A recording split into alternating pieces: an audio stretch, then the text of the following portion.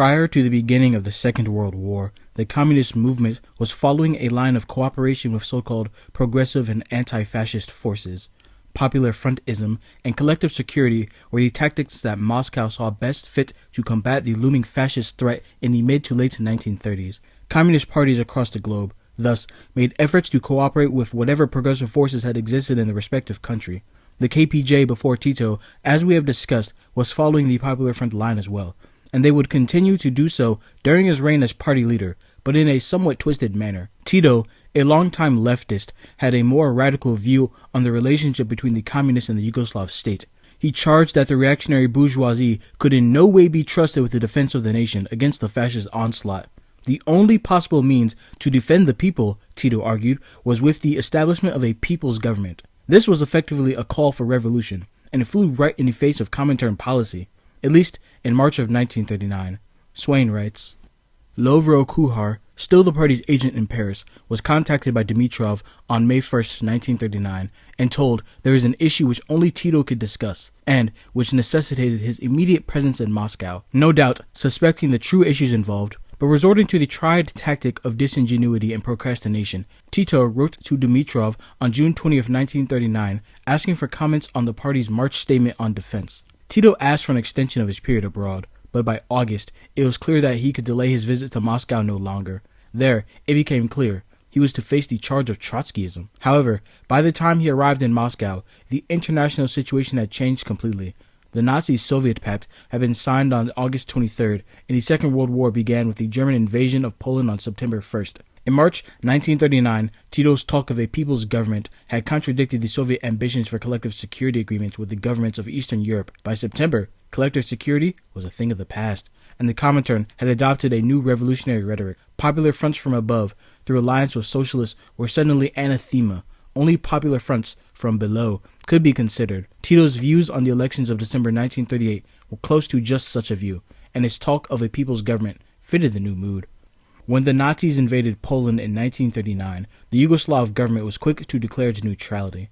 Now, while the kingdom remained militarily neutral, politically, the Yugoslav government, led by King Regent Prince Paul II and his foreign advisor, were getting pressured by the Italians to their west and the Germans to their north into joining the Axis. After France fell in 1940, the Yugoslav government strengthened its ties with Germany, while Prince Paul tried to avoid signing any such treaties of friendship with the Germans and fired the future fascist collaborator Nedic over his proposal to do such a thing. Under fascist pressure, he eventually allowed Yugoslavia to become one of the signees of the Tripartite Pact alongside Bulgaria, Italy, and Japan in March of 1941. When news of the signing of this treaty broke to the public, it caused widespread demonstrations against the treaty, mostly amongst the majority Serb population, who held a generally pro-Russian and anti-German attitude. Not even a month after the treaty was signed, the government of Prince Paul was overthrown by pro-English military officers. Prince Paul would be exiled, and King Peter II, who was still just a child, was prematurely placed on the throne. Moving just as swiftly as their opponents, the Germans invaded Yugoslavia on April 6th alongside their Italian and Hungarian allies and completely destroyed the weak and inexperienced Yugoslav army, conquering the entire country in less than 2 weeks. Part of the reason the collapse happened so quick is that unlike the Serbs, the Slovenes and the Croats had been largely pro-German before being incorporated into the new kingdom of Yugoslavia. So in a very similar situation to what the Slovaks did during the Nazi invasion of Czechoslovakia, the Croats and the Slovenes simply did not fight. While Serb prisoners were taken back to Germany to be interned, Croat prisoners were let go. As soon as the Germans subjugated the Balkans, they set up their fascist puppet states, left some less experienced policing divisions, and hastily moved their army back north so they could prepare to invade the Soviet Union. Yugoslavia as an entity was dissolved, and what was formerly Yugoslavia was divided up and given away to several countries. In former Yugoslavia, there existed two zones of influence. The Italians took over the Balkan Adriatic coast and were given Dalmatia by the Croatian fascists, while the Germans would hold sway over a large swathe of the former country's inland territory. Serbia itself became a German protectorate. Sections of the northwest, where the Slovenes and Croats lived, were partitioned between Germany and Italy, once more with the consent of the Croatian fascists. In return, the Ustaše, led by Ante Pavelić, were allowed to establish the, quote, independent state of Croatia, or NDH. This independent state was anything but. It was hardly independent, hardly a state, and hardly even Croat, as the demarcation line for shared Italo-German influence in the region ran right through this so-called state, and stopped at the section of the German-occupied Serbia led by the puppet government of Milan Nedic. The Albanian regions of Serbia were annexed into Italian-occupied Albania, and Montenegro was turned into an Italian protectorate. Macedonia, long sought after by Bulgarian nationalists, was given to Bulgaria, and lastly, Hungary annexed the Vojvodina region. In German-occupied Serbia, the Nazis left only 4 infantry divisions, as well as military police and reserve battalions to administer and control the region, amounting to around a little over 100,000 soldiers to watch and control millions of angry Serbs. By the end of the year, there were 280,000 Italians, 120,000 Germans, 70,000 Bulgarians, and 40,000 Hungarians, for a total of 500,000 foreign soldiers occupying that which was previously the Kingdom of Yugoslavia. When the fascist puppets were consolidated, the Germans helped and allowed the NDH to create its own military forces. This consisted of a home guard comprised of around 85,000 men, a national police force of around 6,000, and the Ustaše's own paramilitary militia of some tens of thousands. In the Italian-occupied zones of independent Croatia, the Italians would use the local Serb population to aid in their occupation of the territory. In occupied Serbia, the police were re-established, and in the capital, a special police force tasked specifically with fighting communism was created. In total, there were 10,000 police units and a smaller state guard of around 5,000. The German occupation force worked mainly to guard the Nazi exploitation of the region's abundant natural resources, such as oil, bauxite, and other precious minerals, all crucial resources necessary to fuel the Nazi war machine. But because the occupation was geared mostly towards economic exploitation of the region, vast areas of the countryside, de jure occupied by the Nazis, were largely left unadministered. This huge force of occupiers and collaborators was what the partisan forces were forced to contend with from 1941 onward during their struggle against fascism. Furthermore, after the struggle between the resistance and the Nazis did begin, they announced that for every 1 soldier killed by a partisan, that they would kill 100 civilians. And they swiftly made do on this promise when they massacred several thousands of civilians in Kragujevac in central Serbia in October 1941 in response to the deaths of German soldiers. During the struggle for the liberation of Yugoslavia, there were several factions, organizations, and anti-fascist fronts that comprised the Yugoslav resistance. But the 2 main groups which are the most recognizable today amongst those knowledgeable in general Second World War history are the royalist Serb Chetniks and the Communist National Liberation Forces, the latter of whom are the primary subject of this video. The Chetniks were created from remnants of the shattered Yugoslav army by Serbian Army Colonel Jozo Mihailović. While the Chetniks were guerrillas that periodically fought against the Axis occupiers, they were also at various times collaborators who worked with the Italians and Germans throughout the war. Initially, it was the Chetniks who were sponsored not just by the government in exile, but also by the Western Allies and the Soviet Union as the premier anti-fascist partisan organization. The government in exile even appointed Mihailović as Minister of Defense. At the end of 1941, there would only be around 20,000 Chetniks. The communists, led by the KPJ on the other hand, had been ordered to evade capture by its leadership and stockpile weapons while the army collapsed. In the midst of the turmoil, the communist underground reached out to its sympathizers in the disintegrating army to convince them to not surrender and to stash their weapons. Party membership following the conclusion of the April War swelled. With fresh blood, the communists hid and waited for their moment. A moment which would arrive quite soon, for the Nazis invaded the Soviet Union only a few months after they subjugated Yugoslavia. On June 27, 1941, a few days after the start of Operation Barbarossa, the KPJ formed the National Liberation Movement. Tito was elected to be the commander-in-chief of the partisan forces, and throughout the country, the KPJ urged Yugoslav citizens to take part in active resistance to the fascist invaders. They stated that their ranks were open to all who were willing to struggle against the invaders. By the end of the year, there were 80,000 fighters within the ranks of the Communist Partisans, 4 times as many as the purely Serb Chetniks.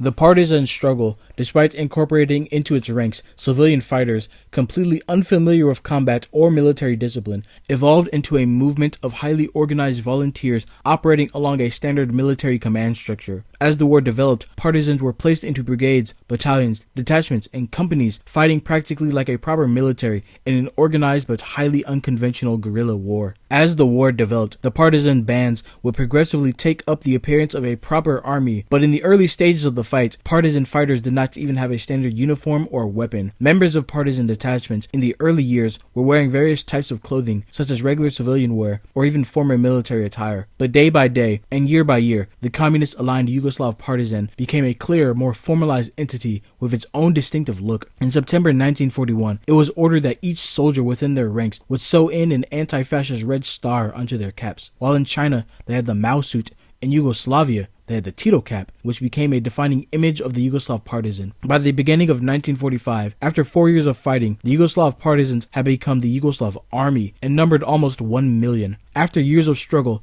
they had taken up the form and appearance of a proper national army. But how did they manage to do this? Why did the communists succeed while the Chetniks failed?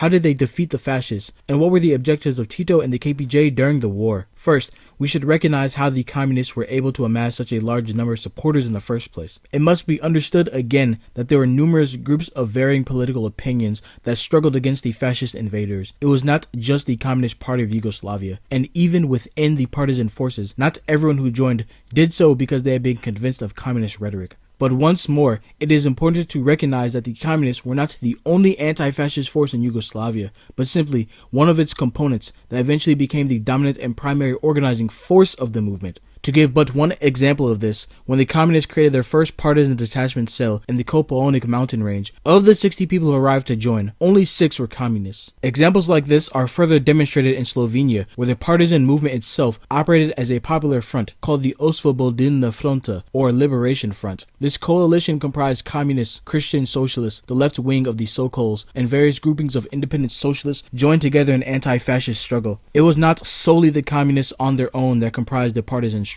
Croatia is perhaps the most significant example of this, perhaps to the detriment of Tito. During the years of the Yugoslav monarchy, the communists always attempted to make appeals to the national feeling of the Croat people. But in the current genocidal and fratricidal situation created by the war, the primary base for the KPJ were those Croatian and Bosnian Serbs that the Ustaše were persecuting. And curiously, despite not being based in Serbia after 1942, the majority of the partisan movement would remain Serbian. Still, the communists did all that they could to acquire the support of the Croats themselves. But the situation was always complex. The Croatian Peasant Party had always dominated politics in Croatia. Thus, its support seemed to be necessary to achieve mass Croatian support for the struggle. However, its leader at the time, Vladko Maček, stood passive and did not make a move. While Maček stood inactive, the left wing of the HPP joined the communists and the right wing joined the Ustaše. In the HPP's place, the KPJ segment in Croatia, the KPH, took up the mantle of the leader and animator of the Croatian masses. Following the line of Andrija Hebrang, the KPH began to use nationalist slogans, became far more conciliatory in its practices, and did not have strict communist requirements like the KPJ did for members to join in on its regional anti-fascist council,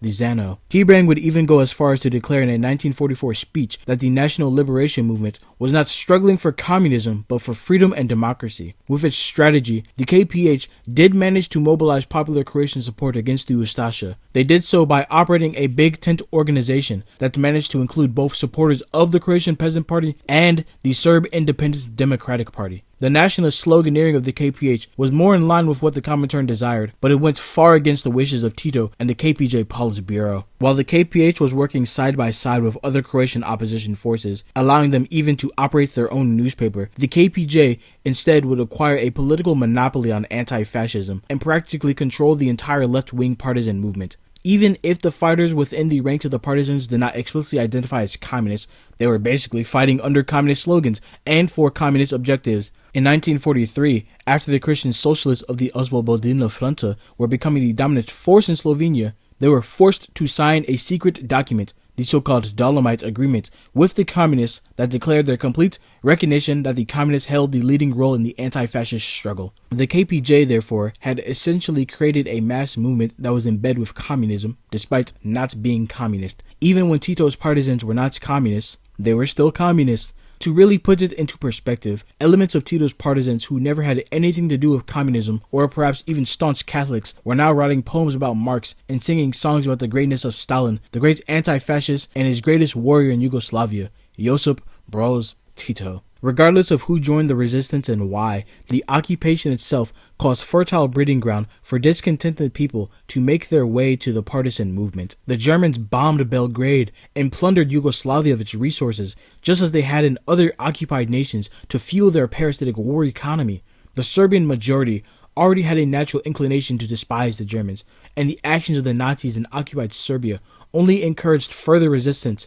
In the NDH, the ruling Ustaše fascists were anti-Serb to absurd proportions and began their own regional holocaust against Serbs and Jews. Thus, the many Serbs that lived in Croatia, like the Jews in Warsaw, had basically only two choices: resist or die at the hand of the Catholic fascists.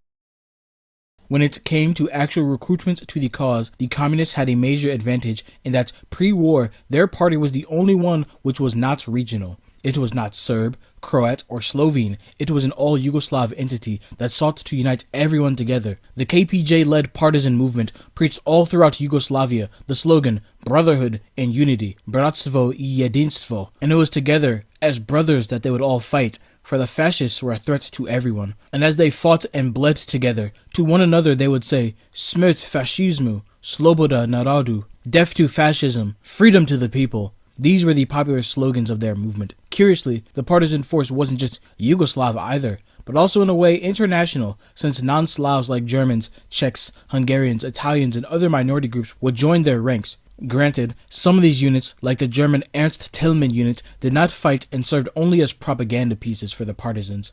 Still, since the communists were an all-encompassing force, a Yugoslav force, this meant that they, at all times, appealed to every member of Yugoslav society. Ironically, during the first years of the nation's founding, this fact worked against them. Since they appealed to no single group, they also had no solid base anywhere in the country. But under the conditions of occupation, their claim to be the advocates of all Yugoslavs everywhere helped them to acquire mass support. The Chetniks, on the other hand, were a purely Serbian entity that operated mostly in Serbia. As a Serbian nationalist organization that was loosely organized, they focused themselves on only Serbian matters. The Chetniks would at times carry out reprisals against Muslims and Croats in retaliation to Ustaše fascists who were carrying out an ethnic cleansing in Croatia. Worse still, the Chetniks began to work with the Italian and German occupiers to fight against the partisans. In the early months of the war, the partisans and the Chetniks, with the mediation of the British agent Captain Bill Hudson, attempted to come to an agreement for joint struggle. However, during the German operation to push the partisans out of their base in Serbia, the Chetniks, despite also being attacked by the Germans, would attack the partisans. Following their disastrous retreat from Serbia that left several thousands killed, wounded, and captured, the primary area of activity for Tito's partisans for the remainder of the conflict was in Bosnia. Bosnia, as an area situated between the primary cultural groups of Yugoslavia and with its own distinct cultural and religious identity, represented a mixed mash of all the flavors of Yugoslav society. In this environment, the situation of life under occupation was quite drastic. Paul Shoup paints the picture. Bosnia-Herzegovina was a region where Serbs, Croats, and Muslims lived side by side. By the time the Supreme Command put in its appearance, national hatreds had been inflamed by the massacres of the Serbs perpetrated by the Croatian Ustaše and the Muslims, and by Serbian reprisals against the Croats and Muslims. The nationalism of the peasant, about which there had been so much academic discussion in the party prior to the war, was no longer an abstract issue, but an ugly reality, which placed formidable obstacles in the path of raising a large-scale resistance movement against the occupying powers. To try and make peasants who had fought and plundered one another one day fight side by side in the ranks of the partisans the next was a staggering task. A staggering task indeed, and one made much more difficult by the fact that the partisan movement was mostly comprised of the Serb minority and non-Serbian regions of the country. Due to this fact, Serb nationalism had actually been somewhat of a problem. But as Shoup notes, military developments, such as the expulsion of the partisans from Ustaše, broke up nationalist cliques in the movement. Despite everything, including bigotry within their own ranks, it was a monumental task that the communists alone managed to accomplish, and in such an environment of vile hatred and ethnic tension, out of such tragic circumstances, the KPJ managed to create a genuinely popular movement, and therein lies the ingenuity, appropriateness, and importance of their strategy during this conflict. Despite all the odds, the communists managed to create a popular movement out of groups of people that hated each other.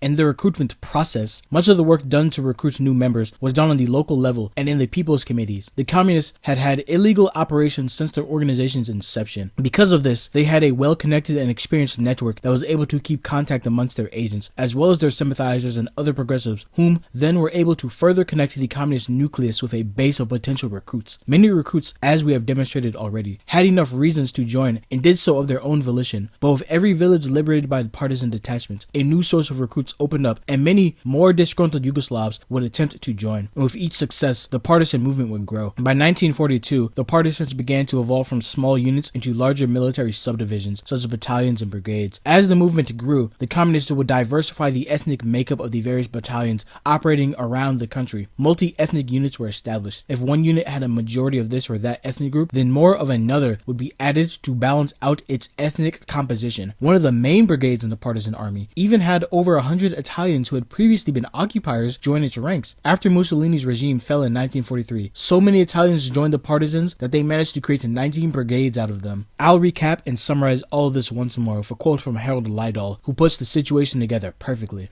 In comparison with Mihailovich, the communists had a number of advantages. In the first place, they were activists, which appealed to the Serbian military tradition. Secondly, they were well organized. Thirdly, they were not only pro-Yugoslav, but were unashamedly pro-Soviet, at a time when the two streams had suddenly flowed together. Finally, and perhaps most important of all, the communists were not tied to any one national or religious group, but could clearly enunciate the goal of unity of all Yugoslavs, irrespective of nationality or religion, against the common enemy. So while Mihailovich's Chetniks held back from confrontations with the Germans in Serbia, and became increasingly entangled in the civil war raging in Croatia between Serbs, Croats, Muslims, and others, Tito and the partisans could stand forth as the champions of all Yugoslav brotherhood and unity in the common struggle against the fascist invaders. Cultural appeals during war are just as important as military operations. The propaganda battle is a front that needs supplies and ammunition just like any other fight. The KPJ hosted and controlled cultural educational events and activities and incorporated folk traditions into these activities. Each partisan detachment had along with it a band and a choir, and sometimes they were even able to host plays. The partisans made an ingenious use of Southern Slavic tradition and folklore as a means to gain authority. An emphasis on brotherhood amongst peoples through shared revolutionary heritage was among one of the tactics used by the KPJ to propagandize, energize, and mobilize fighters for the cause. While peasant revolts and the memory of the peasant leader Matija Gubec was emphasized in Slovenia and Croatia, in the more rural and southern parts of the country, traditional epic tales and poetry were used in creative manners by the party to further solidify the liberationist image of the partisans. For example, the book The Mountain Reef by Petar II Petrovich Njegoš was constantly referenced amongst Montenegrins, and was a personal favorite of the Montenegrin communist Milo Vandilis. Another such example of the creative use of poetry by the partisans was referring to the Chetniks as the descendants of Vuk Brankovic, a man depicted as a traitor in epic tales. Infamous bandits from epic folklore, the Uskoks and Haiduks, were re-portrayed as proto-partisans, guerrilla fighters against imperialists of the past. Partisan battalions would name themselves after such legends. References to epics and famous poetry were included even in internal party documents. Traditional songs were adopted and reworked for the partisan narrative, and each partisan company was required to have its own choir. The war itself caused the creation of a partisan culture, encompassing the whole of Yugoslav folkloric tradition, a culture that would be emphasized and mythologized post-war. The folk themes that the communists relied on, however, were intrinsically Christian, and because of this, they couldn't be used to positive effect on the minority Muslim population, nor could they simply use Muslim folk heroes, since, in their folkloric tradition, their heroes were typically the villains in Christian tales, and vice versa. Paul Shoup notes that the Muslims, despite the KPJ's wishes, were a particularly hard group to appeal to. He writes, "The problem posed by the Slav, Serbo-Croatian speaking Muslims was particularly frustrating for the communists, since great hopes had existed for winning this group over to the partisan movement. Some Muslim regions did support the communists, notably the districts of Konjic and Prozor and Herzegovina, but in most areas, the Muslims were to be found in the ranks of the Ustaše, or in the service of the occupation garrisons. This proved to be true in East Sanjak and Montenegro, where Muslims were exposed to Chetnik atrocities, and under pressure from the Albanian occupation authorities, who wished to see the Slav Muslims adopt Albanian nationality. In one remarkable instance, on the occasion of a partisan attack on the town of Sjenica in the Sanjak, in December 1941, Muslim peasants spontaneously rose up and fell on the partisan flanks, leading to a major communist defeat." The KPJ leadership and the partisan forces as a whole made an effective use of national pride and myth, yet simultaneously evading overt nationalism as they maintained internally a revolutionary communist ethos. The circumstances caused by the foreign invasion bred the perfect environment for propaganda and recruitment by the communists, outwardly rebranded as an anti-fascist force. The circumstances and flexible tactics by the partisan movement allowed them to create a large, effective, and highly motivated army out of the energized Yugoslav population. Now that we understand where these soldiers came from, we must now learn how was it that they became an effective fighting force. Running an army is not as simple as having men and weapons. You can have all the soldiers in the world, but it means nothing if you don't have the proper tools to fight, especially if your adversary is a well-oiled machine geared towards industrial terror and exploitation. In fighting their war, the communists encountered a similar situation to the Bolsheviks during the Russian Civil War, in that very few officers were willing to join their ranks. A large part of their recruits were also young and lacked any military experience whatsoever. Luckily, the partisans were not at all times engaged in active combat. In the guerrilla environment, which operated mainly on hit, run, hide tactics, where the forest and the mountains were their best friends, the partisans had lots of time to train their recruits how to shoot guns, how to read maps, and how to properly communicate with adjacent units during combat situations. Experience would also be acquired whenever a partisan detachment was sent out for a proper engagement with the enemy. The communists were also aided by the return of several hundred veterans of the Spanish Civil War, whose experience proved very valuable. Those veterans from Spain were called by the partisans Naši Španci, our Spaniards. The experience and training that the Španci received from the Spanish Civil War was now used to train the ever-swelling ranks of the partisan forces. The influence of the Španci was very evident. The partisan army would even begin to take on the appearance of the Spanish Popular Front army that was defeated just a few years prior. The famous triangular hat worn by the partisans, called the triglav, and the arching clenched fist salute used by the partisans were direct imports from the Frente Popular. Within the army, many commanders, brigade leaders, and political commissars would be Yugoslav veterans from the Spanish Civil War, of which there were about 250 within the partisan ranks. When the tide of the war shifted following the capitulation of Italy, the partisans managed to acquire better training, clothes, and weapons from the British, like machine guns and anti-tank weaponry. A few partisans would even travel all the way to the Soviet Union to learn how to be officers, but prior to then, material was anything but abundant. The partisans at times had more soldiers than they had weapons. Equipping new recruits became a matter of scavenging and controlling territory. Whenever some German or Italian soldier was killed, the partisans would quickly take off with his weapon and outfit. In some images of the partisans, you can see some of them in German attire. At the end of the war, one partisan even said that, "Our army is relatively well dressed, even though we do all wear a medley of uniforms. German, Italian, Domobrand,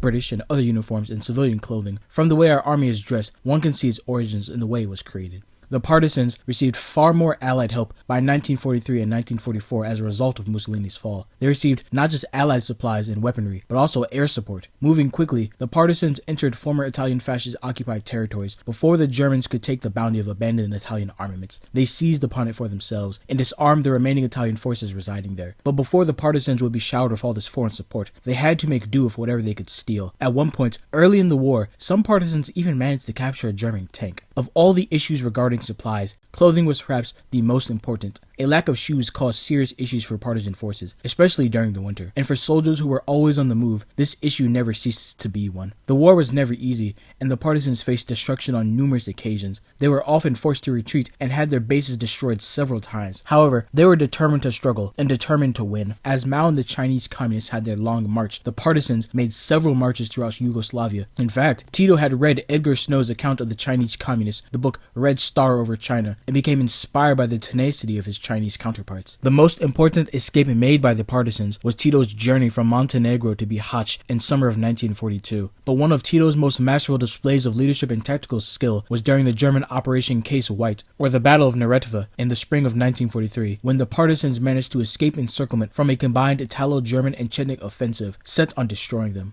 Swain writes, "It took the main partisan army 3 weeks to withdraw across the central uplands of Bosnia towards the Neretva River, which had to be crossed if they were to break out of the enemy ring. From February 22nd, the partisans were involved in bitter battles with the Chetniks, and succeeded in both securing the Neretva and then routing the Chetnik forces. But more Chetniks were massed on the Herzegovina heights above the Neretva between Mostar and Kalinovic, stationed to descend on the partisans as German forces pushed towards into the steep valley. There was bitter fighting between February 27th and March 7th, but the partisans succeeded succeeded in escaping and even in taking some German captives. Dedier recorded on the 1st of March what he saw at the decisive moment. Yesterday in the Rama Valley, there was a meeting of Tito, Rankovic, Dilis, and Zhujevic. A decision was made here to break out of the enemy's ring. Tito's plan was to destroy the bridges on the Neretva in order to make the enemy think the partisans had decided not to cross the river, but then to launch a counterattack against the Germans to the north, using captured Italian artillery and tanks, before turning, crossing the Neretva, and advancing on the Chetniks. The plan worked.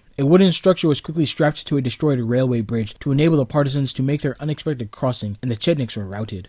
This constant movement, however, was important not just for survival. Since partisan units, with the exception of the Slovenes, were forced to move around a lot, they were also forced to engage with the whole of Yugoslavia. Various partisan units would unfortunately hold chauvinistic tendencies and were more concerned with defending their own villages and localities. Serb units, for example, had been uprooted from their local villages and communities by the German attacks. Being moved to other areas of Yugoslavia, they were forced to mingle and fraternize amongst outside communities, and thus became more receptive to working with Croats when previously they weren't. And since this war was a guerrilla struggle, mobility was all the more crucial, but it took time for a tactical modus operandi to be achieved. The KPJ would order its local committees to create bases from which its partisans could operate. At these bases, they would stockpile weapons, food, ammunition, all the supplies needed for a sustained struggle. For their bases, they chose rugged terrains, mountains, forested areas. The Balkan region that Yugoslavia encompassed held massive mountain ranges and forested areas. Those mountainous areas were traditional nucleuses of resistance and were now once more being used by the partisan forces. As the fascists took the cities, the forests and mountains were basically left for the partisans to congregate and operate. In the Kopaonik base, the partisans managed to acquire an abandoned cache of weapons containing several machine guns,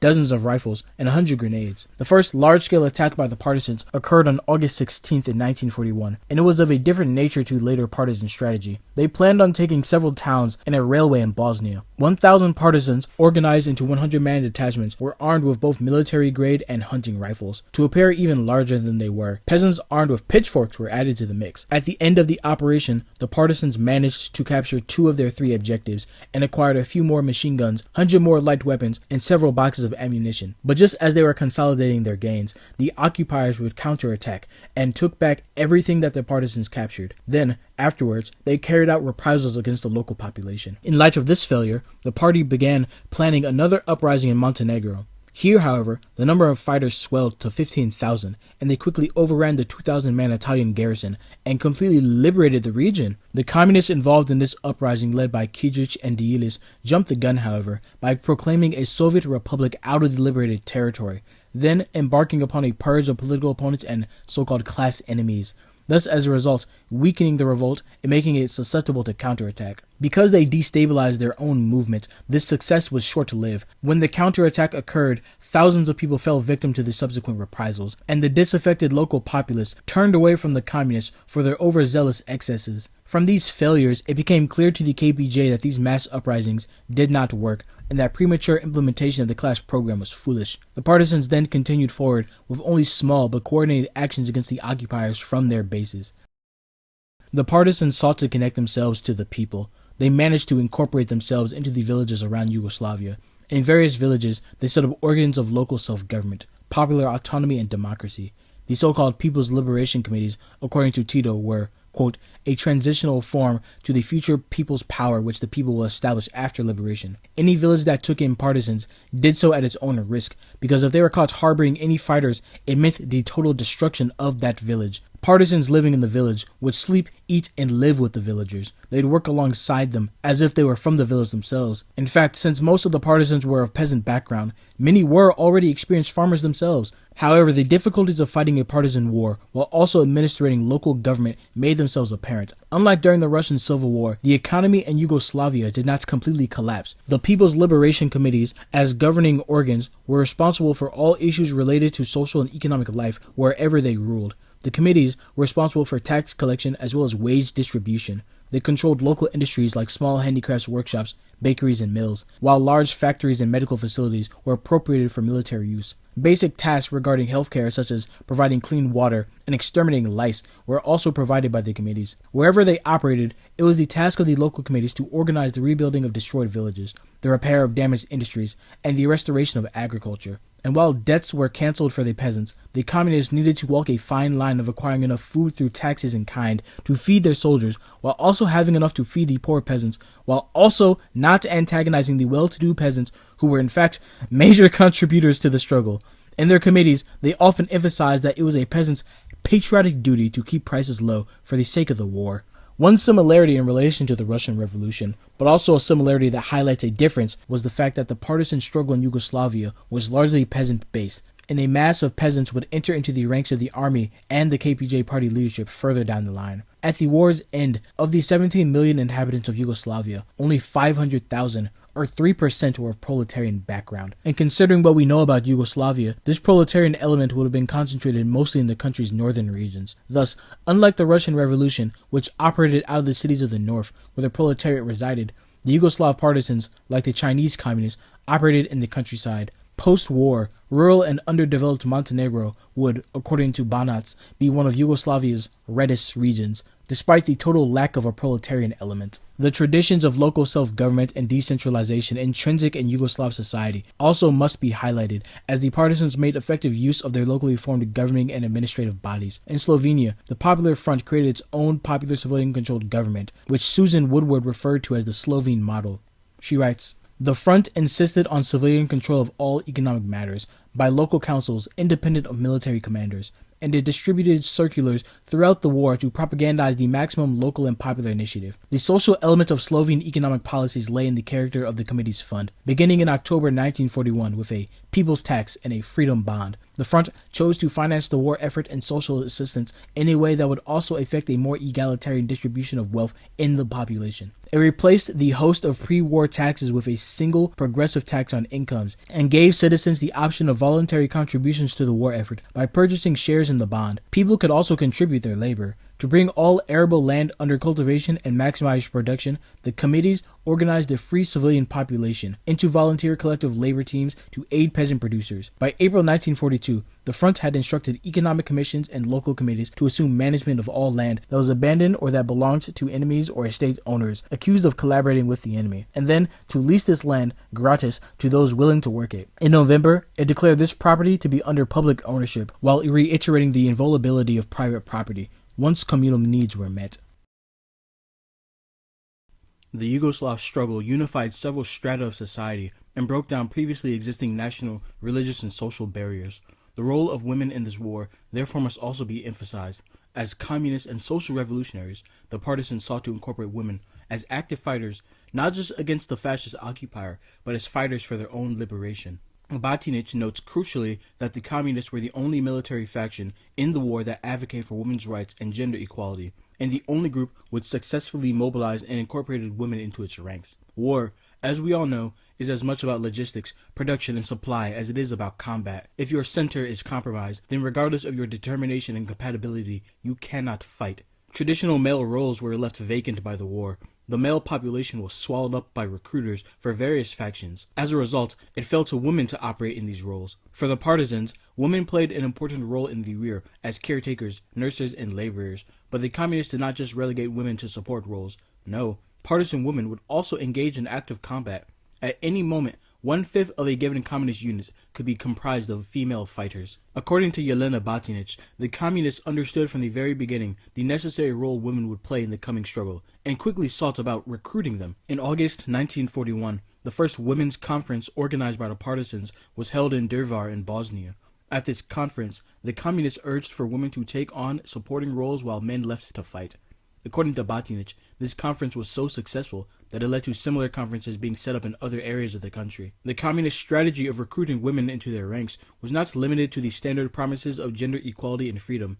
It relied also on stirring and appealing to peasant nationalism. The communists made a masterful usage of folk heroines, Balkan myth, and the Slavic revolutionary tradition to encourage women to take up their utterly necessary participation in the fight against the fascists. The mother of the 9 Jugoviches and the Kosovo maiden were two such epic heroines constantly used to engender support amongst Serb women. The communists promoted the image of the patriotic mother, the woman who gives her support to the cause by being prepared to give her sons away, by convincing her sons to fight for the partisan cause. The image of the grieving mother, the mother who wishes for revenge, and hardens her heart as she urges the people to fight, was a feature in both Yugoslav and Soviet imagery. Despite the inherently patriarchal nature of the folk imagery that the communists drew from, when the communists requested for women to partake in their traditional activities to support the nation, they simultaneously gave women the opportunity to break free of those traditional roles and to become more than what they were in patriarchal society. The new women, Nova Žena, would be born out of the ashes of fascism. In areas liberated by the partisans, women were granted the right to vote for the first time in Yugoslav history. The communists organized women's councils, granting them a political agency that had been completely unseen under the Yugoslav monarchy. In 1942, these various women councils held a national conference in Bosnia, at which the Anti-Fascist Front of Women was formed. This was the most successful organization created to garner women's support for the anti-fascist struggle in the country.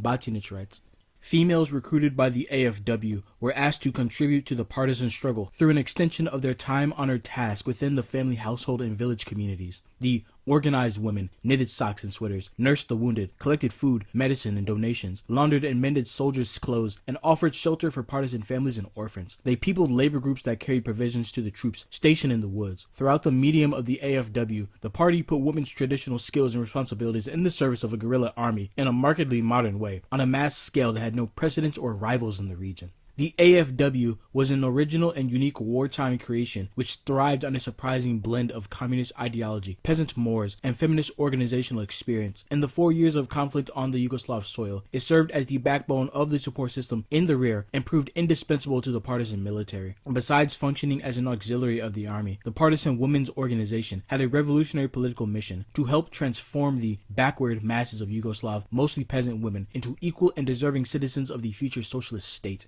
By 1942, the communists began to accept women into combat roles. Upwards of 100,000 women would take part in active combat. Women fought bravely and equally with their male comrades. The word comrade, in fact, was applied to men and women alike. For a man to use this word with his fellow female partisan was for him to declare, "You're my equal." Although it was strictly forbidden for pregnant women to enter the battlefield, some pregnant women would go off to fight anyway. The German occupation forces were shocked and frankly disgusted that some of the people who were killing them were women. As a means to discredit the partisan movement, they made female partisans the face of their anti-communist propaganda. The partisans did the opposite. They made the female fighter the face of their pro-communist and anti-fascist propaganda. In their own publications, they highlighted the bravery of partisan women fighting in the battlefield. The partizanka, the partisan woman, was a new woman. From the kitchen to the battlefield, she transformed her role in society. During the whole war, the communists alone were the only ones who were able to attract and mobilize the support of women on a mass scale. Interestingly enough, however, Batinic argues that it was not the communist commitment to women's rights and gender equality that gave the communist mass appeal over the women of Yugoslavia. Apparently, internal KPG documents displayed a great deal of frustration over the fact that women within their ranks weren't aware of how important their fight was. She writes,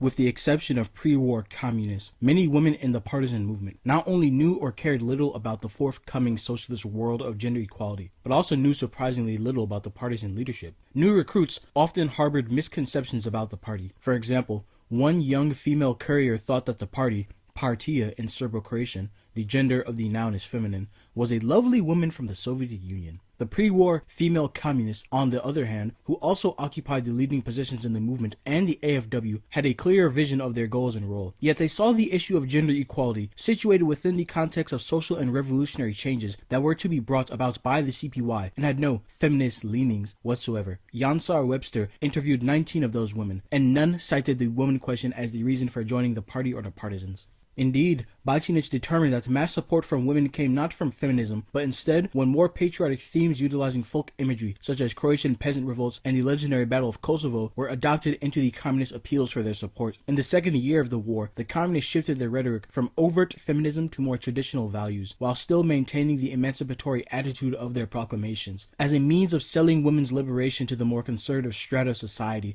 the communists began to speak of how women were earning their right to be free, by proving they were worthy, that through the so-called ultimate test of willingly shedding their blood on the battlefield, women demonstrated that they had a right to be free. Women did not demand rights, they earned them. Batinic writes, this almost apologetic approach made the enlistment of women as fighters acceptable within the predominant patriarchal mores. Since the notions of gender equality was alien to the rural population, it was justified by women's capability of passing the ultimate test of worthiness in the traditional value system. With this shift, the party's rhetoric reconciled the contradictions between the two mutually opposed cultural models. the communist, egalitarian, and the traditional epic-based patriotic ones. The battlefield still appeared as a prerogative of a preordained male world into which the women were temporarily allowed on the condition that they prove worthy of it. Regardless of the means of the communists used to acquire the support of women during the war, it was socially and historically important that women were involved on the scale that they were. Even if the women who took up supporting or offensive roles did not understand the social significance of what they were doing, it remained a monumental epoch-making moment in South Slavic history. Female fighters featured at times in South Slavic epic tales, but in these tales, these women took on masculine characteristics. Like Mulan, in these stories, women pretended to be men so that they could fight. In communist portrayals, no such gender inversion took place. Women retained their femininity as they fought. Despite their role in the partisan war, women's service in the military functions of Yugoslav society were short-lived. After the war, women were demobilized and weren't ever conscripted into the national army. Despite this, their struggle during the partisan war would become a defining feature of post-war Yugoslav history and culture. The Partizanka had etched her mark on world history. Prior to 1942, and honestly, even after they changed their outward approach, the Yugoslav communists, while fighting for the liberation of the nation from foreign fascist occupation, were at the same time fighting for a total social and economic reorganization of Yugoslavia post-war. This was the true and ultimate objective of the communists. This is where the Yugoslav communists differed greatly from the other communist partisans in Europe. They viewed their struggle as not simply a national liberation war, but as objectively a communist revolution in the making, and therefore also a social movement. Tito had always been on the left of the party, and he had always espoused revolutionary rhetoric. The KPJ itself had been dominated by leftist views, and thus their radical stance during the war was decades in the making. The party had botched its first attempt at a revolution in 1919. Now it seemed they had a second chance. The leftist stance of the party, coupled with its financial independence from Moscow, influenced the views and actions made by the party leadership throughout the war. In these sections of liberated territory controlled by the communists, people's committees were formed, and those committees would later form the nucleus of a future socialist-ran government. Truly, and especially in the first year of the war, the Yugoslav communists made very little effort to hide their aims, even when the Yugoslav communists would only outwardly express their struggle as just an anti-fascist one, as a popular revolt against foreign invaders. Internally, they understood what their real goal was. Hilda Haug writes, according to Milovan Dilas, the party position until 1941, following the decisions of the Comintern, was that in order to succeed, the revolution needed to go through two distinct stages: bourgeois democratic and proletarian. Dilas states that Tito established a new thesis at the Zagreb consultation in May 1941, the possibility of a direct communist takeover of power. Tito thus postulated a communist takeover after the defeat of Germany to prevent any other party or organization from doing so. This meant, Dilas claimed, that the communists had abandoned earlier schemes for democratic and national revolution, as well as the idea of collaboration with allies in the transitional period. Furthermore, Ivo Banats tells us, the symbols adopted by Tito's partisans made a flagrantly revolutionary statement. While the Soviets invoked traditional symbols as the best means to rally people in the struggle against the Germans, Tito openly embraced the iconography of international communism. In Stolice, on September 26th to 27th, the partisan Supreme Staff adopted the five-pointed red star as the partisan emblem and the clenched fist as their salute. And when on December 21st, Stalin's birthday, Tito formed the elite 1st Proletarian National Liberation Shock Brigade, a five-pointed star with a hammer and sickle occupied the middle of its red flag. Throughout Yugoslavia, in the small fiefdoms of the partisans, graffiti featuring communist slogans littered the walls of homes. In certain areas, communists were single-mindedly worried about the social revolution. Sectarian to no avail, the more nationally minded Croatian communists would complain about this sectarianism, alleging that in certain areas, national flags had been banned, that people were not allowed to fly any Serb, Croat, or Slovene flags, but only the red international flag of communist revolution. This class absolutist line was the standpoint of the KPJ, initially before the disastrous failures of the First Red Terror made them switch tact. Those early failures, the original stance of the party, were later described by the KPJ leadership as the, quote, period of leftist errors. Whenever the communists liberated territory, they treated it almost like a mini-socialist state where they enacted social revolutionary policy. In western Serbia, Tito's main force created the so-called Republic of Ustaše in the mountains. Here, Tito got his first taste of real power. The partisans uncovered a huge bounty in the shape of a bank holding millions worth of cash and silver. Alongside this huge financial boost was a weapons factory that cranked out hundreds of rifles a day. And later, the partisans would capture an airfield from the Chetniks in which they hoped Soviet aid might be delivered. In this republic, and in other territories, the communists established People's Liberation Committees. Local governors were expelled and replaced by these communist-run People's Liberation Committees. Since the belief amongst the KPJ that this war was indeed a class war, a premature assault against so-called kulaks and other class enemies was launched. In this mountain republic, set up in the fall months of 1941, the partisans raised red flags and decorated homes with images of Stalin. Those expropriations, executions, and the general terror that took place in Ustaše and other liberated areas only served to drive the Serb peasants into the ranks of the Chetniks. Against enemy villages, the partisans carried out brutal reprisals. The period of Red Terror against the peasants greatly damaged the image of the communists, drove the peasant masses into enemy ranks, and created very blatant strategic setbacks. Despite the peasantry in future making up the backbone of the partisan force, in the early days, the traditionally urban KPJ held hostile attitudes to the rural peasantry. In fact, there was initially backlash amongst the KPJ ranks to the idea of fighting a war that was not urban. The widespread illiteracy and conservatism of the peasants also made them naturally resistant to communist propaganda. Bacinic writes, according to the 1931 census, in Yugoslavia there were 1.5 million illiterate men and 2.8 illiterate women, 32.3% of men and 56.4% of women older than the age of 10 could not read or write. In the rural regions of Bosnia, Herzegovina, and Kosovo, the illiteracy rate for women was as high as 83 to 93%. It was a difficult task to present the party's program to this kind of audience, to adjust the Marxist-Leninist jargon to understandable concepts, and to win over the local people for the partisan cause. A typical communist oration could communicate little to peasant women. Dedier recounts how in otherwise good speech of a female communist at an AFW conference in eastern Bosnia in February 1942 turned weak. She babbled some foreign phrases to the peasant Muslim woman. Tsarist absolutism, counter-revolutionary bands, chickenry, the Moscow metro, conductors, harassed women, state institutions, and so forth. There was nothing here that could be related to the peasant women's experience of the war. Speeches about class conflict and bourgeois treachery did not resonate with the picture of the enemy who had burned their villages. This enemy was the foreign invader or one of the local warring factions, not infrequently the women's peasant neighbors. The notion of class war and references to the Soviet model thus failed to produce the intended effects on the peasants. As you can see, in the beginning, it was not always sunshine and rainbows, and the partisans had to build up their reputation amongst the people in all areas of the country. And those efforts by the partisans were not always met with great success, especially early in the war, since the partisan movement at the start was comprised mostly of disaffected and terrified Serbs who were being slaughtered by Muslims and Croats. The Serb communist leadership had a greater deal of sympathy for the Serb peasants than they did for the Yugoslav whole. This meant that even within the ranks of an organization that promoted unity and brotherhood, tensions ran high, and discipline was at times difficult to maintain. I mentioned that the partisans created ethnically heterogeneous units, but early on, some Serb units refused at all to allow any Croats in their ranks. Some, overly eager to get revenge, even sent threatening messages to Croat villages, or even burnt them down. Among other elements, there were defectors and units that broke rank. Muslims like Huska Miljokovic, who joined the Ustaše, and Serbs like Bajo Stanišić, who joined the Chetniks. When the partisans were on the run again, after being pushed out of Foča by the Germans in spring of 1942, many of its Serb components joined the Chetniks, who benefited both from British endorsement and Italian material support. Even aside from whatever negative associations that the average citizen may have attached to the partisans via their own actions, whether intentional or insubordinate, the fear of reprisal from the fascists, the Ustaše, or the Chetniks was enough to prevent many from even the slightest association with the partisans. By April 1942, following the destruction of the Ustaše Republic and suffering another major defeat at the hands of a German Chetnik offensive, the communists came to understand that their rhetoric and actions were damaging their reputation. To fix this error, they began to tone back on the more radical and sectarian aspects of their program.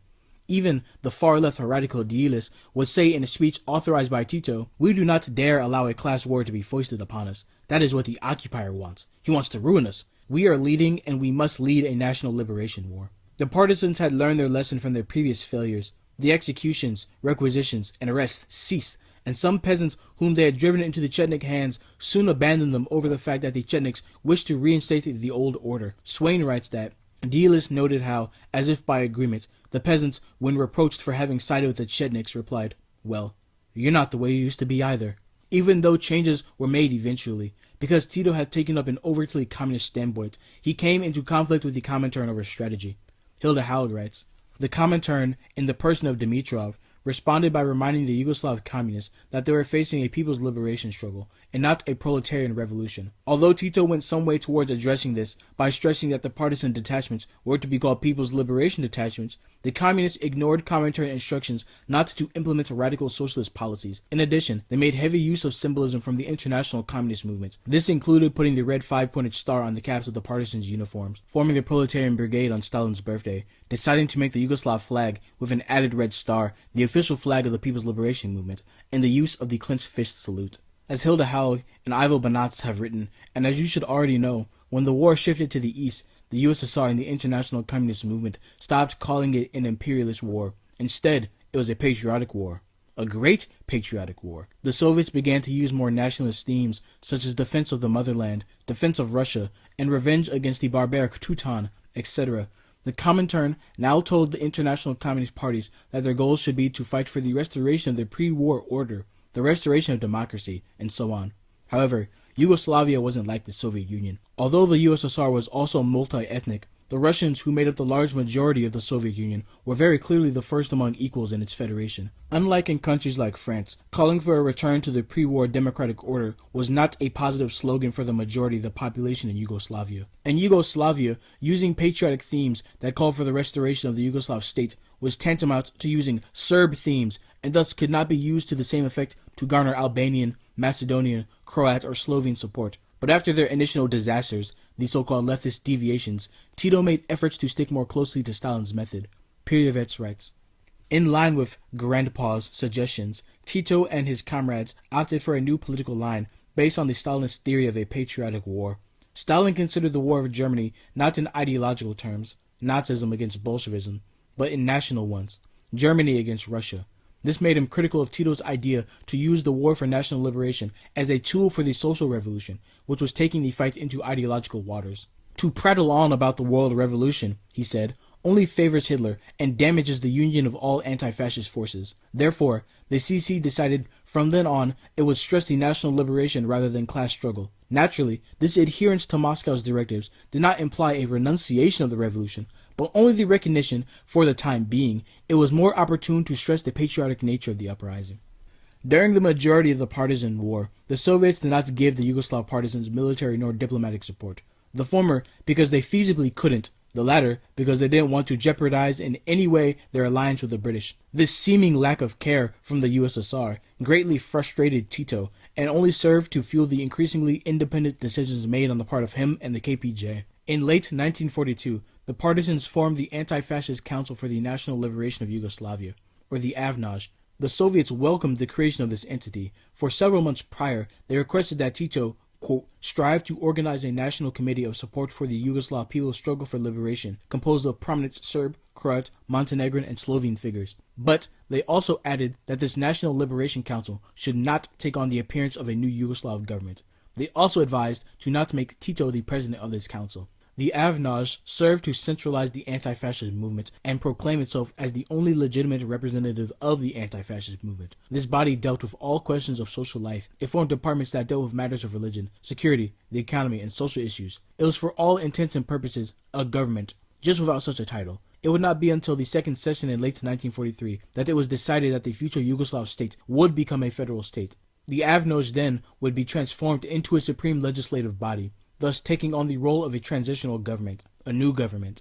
Tito would adopt for himself the rank of marshal and ban the return of King Peter to Yugoslavia, declaring that the matter of the monarchy will be settled after the war. While Tito kept Moscow informed of these decisions regarding the AVNAJ, his actions were met with great disapproval. But as Tito was making gains in the country, and reports from British liaisons on the ground such as Fitzroy McLean confirmed that the Chetniks were working with the Germans, the Allies began to recognize him as the sole legitimate fighting force in Yugoslavia. Eventually, the British accepted that Tito would become Yugoslavia's post-war leader, and as such, they completely abandoned the king and his government in exile. This in turn caused Soviet anger about Tito's actions to subside, and they began to support the AVNAJ more directly. 1944 was truly the turning point in the partisan war. British and Soviet military and economic aid began to pour in, while Italian and German forces crumbled. Up until that point, everything for the partisans had been a matter of survival. In total, the Italo-German occupiers launched 7 anti-partisan offensives. The partisans survived the first offensive, Operation Ustaše, in November 1941.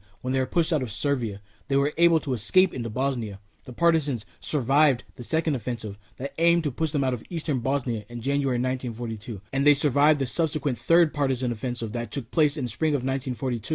In 1943, they survived the dual operations of Case White in the spring and Case Black in the summer of 1943, suffering thousands of casualties during each battle and during each forced retreat. Each moment of struggle, the partisans kept on surviving. That is the nature of guerrilla war, to outlast and exhaust your enemy. And by 1944, the Italians had been defeated, and the Germans were being routed day by day by the Soviet steamroller on the Eastern Front. In 1944, the final two offensives, Operation Kugelblitz, a massive offensive into Croatia and the Adriatic coast, which carried over from December 1943 into February 1944, and Operation Russelsprung, an attempt to decapitate the partisan leadership in May, had completely failed to accomplish their objectives. In the latter half of 1944, after years of operating out of only Bosnia and Croatia, the partisans had finally returned to Serbia, where the resistance had began. By September, the partisans, who now numbered over 500,000, controlled most of Yugoslavia. The king in exile placed all Yugoslav armed forces under Tito's command and appealed to the Serbs to join the partisan movement. The partisans now surrounded the cities of Skopje,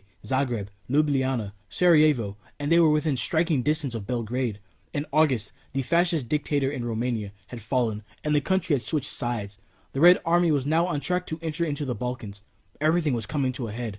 The partisans were in the endgame, and victory was near. After the failed attempt by the Germans to assassinate Tito on his birthday during Operation Russelsprung, Tito, with Allied help, escaped to the island of Vis on the coast of Croatia. This would be the main base of operations for the partisans for the remainder of the war. It was here also that Tito first met with a representative of the government in exile, Prime Minister Ivan Shubasic. On this island, the Vis Agreement was signed, and the government in exile now officially recognized the partisans, and the two entities began to work together. Later in August that year, Tito would meet with Churchill in Italy for the first time, where they discussed the post-war situation in the country, as well as a possible British landing in Istria, something which Tito in several letters to Stalin had voiced opposition to. Later in September, Tito left his island base at Vis for Moscow, where he would finally meet Tito face-to-face for the first time, and where they would discuss the situation in Yugoslavia. The next month in October, Belgrade was liberated by the partisans with the help of Bulgarian and Soviet soldiers. From here, Tito and Shubasic continued their talks in the newly liberated capital. All the while, the communists began to expropriate and nationalize property belonging to the Germans and collaborators. By May of 1945, Yugoslavia was completely free of Axis troops, and Tito basically controlled the country. Although the Yugoslavs had much help from the Allies, and later the Soviets in the final stretch,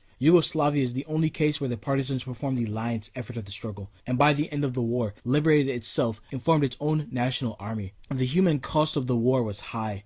Almost 2 million people were killed either as civilian casualties, military casualties in the field of battle, or as victims of reprisals or death camps like Jasenovac. Much of the country's industry was in ruins, and millions of people were left homeless. Throughout the war, the partisans faced an opponent superior to them in every way. During Case White and Case Black, suffered tens of thousands of casualties. Many battles left them with heavy casualties. Starving, cold, and emaciated, these peasant soldiers and their leaders stood strong in order to overcome their own extermination. And despite the odds, they triumphed.